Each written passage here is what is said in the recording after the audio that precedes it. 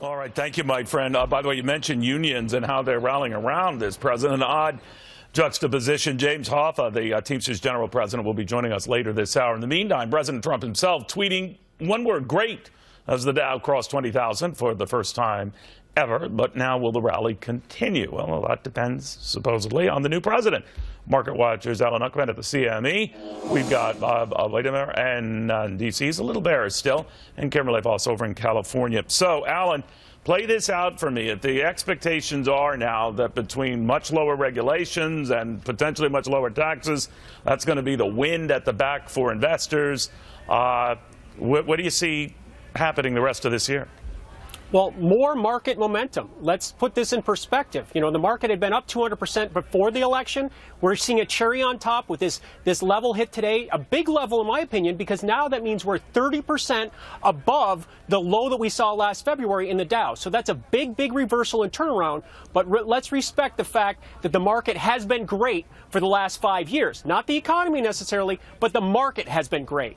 You know, that's been an argument, Bob, and I know one that you've chatted about here, that just to maintain this pace, so whether you attribute it to Barack Obama or now Donald Trump, it has been a long bull market, uninterrupted. Right. What do you think? Yeah, I think that's part of the issue is we're coming into a market that's extremely highly valued by several major valuation indicators. This market is as highly valued as it was in 1999. And although I agree momentum could continue as it did in 99, let's keep in mind the market fell about 35% in 2000, back to 2002. So you could be setting yourself up for quite a drop because the market's highly valued. Not the economy's going down, just that market.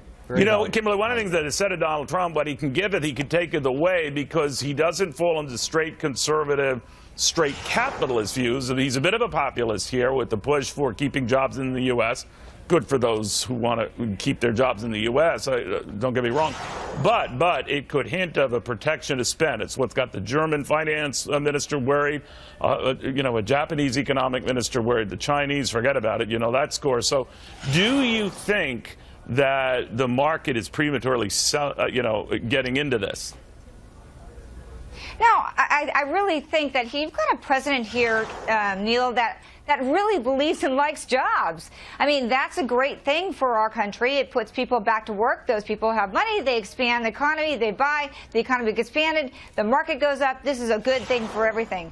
And I think, you know, combination with the corporate tax reduction, bringing that from 35% down to 15 or even 25, repatriation, this is all good for the growth of this country. So, I mean, I think this is a good thing. I was talking to one of my clients, Neil, and he's a small business owner, and he just said, you know what, it feels like, this is what it feels like. It feels like the stagnation, the clouds of stagnation have parted, and the economic prosperity of sunshine is now shining down on the stock market and on the economy. This is real hope, and I think what this means is that the president is delivering things that he promised.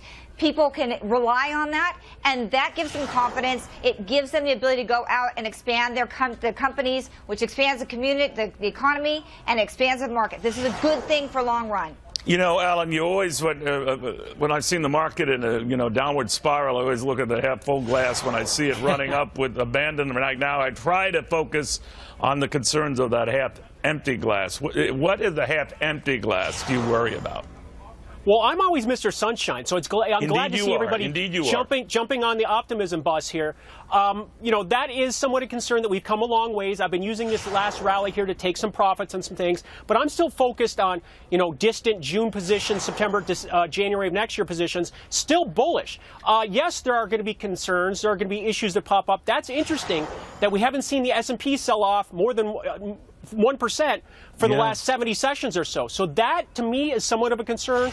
But the market was not broken. We simply had a crisis of confidence. And it's very interesting to see everyone contort like Cirque du Soleil now and look at things from the positive side, you know, when nothing really has changed.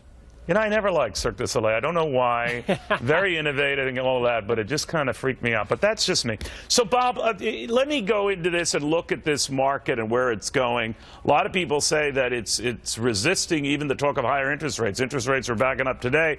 But I guess the thinking is they like it now because they're rising for all the right reasons. Are you in that camp? Well, let's face it, up is good, down is bad. Anytime the market's going up, Wall Street's going to say it's for good reason. The reality is although there's no question confidence up, I think there's sunshine out there. Most predictions for economic growth are not that strong this year. They haven't really gotten a lot bigger than last year. Earnings, we'll have to see. There's still some issues with earnings maybe not being that much better. So I know the talk is there, but the reality may not be in 6 or 8 months. So Kim, let me ask you on this. If a young investor were to come to you, it doesn't have to be young, but avoiding this market of the run-up, actually many since the meltdown, right? I mean, they've been so leery and gun-shy. And now they're finally saying, all right, this seems real, I'm getting in. Too late, or what do you tell them? No, I mean, we're fully invested, but I do have new clients coming in and young investors or any investors. But with those monies were dollar cost averaging in, Neil, to the market. So I do think there's plenty of growth in this market. You got the S&P earnings for the estimates for 2016-17 for the S&P 500 is looking at about 6%. So we have some run in this market. And again, if this economy, if Trump delivers on his promises for taxes, reducing taxes in individuals as well as corporations, the infrastructure spending, you really have a good combination for good economic growth and good growth in the markets. All right, guys, I want to thank you all, by the way, on that tax impact, something we'll be looking at a little bit later in the show with Steve Forbes and others. By the way, you've heard these references to whether the market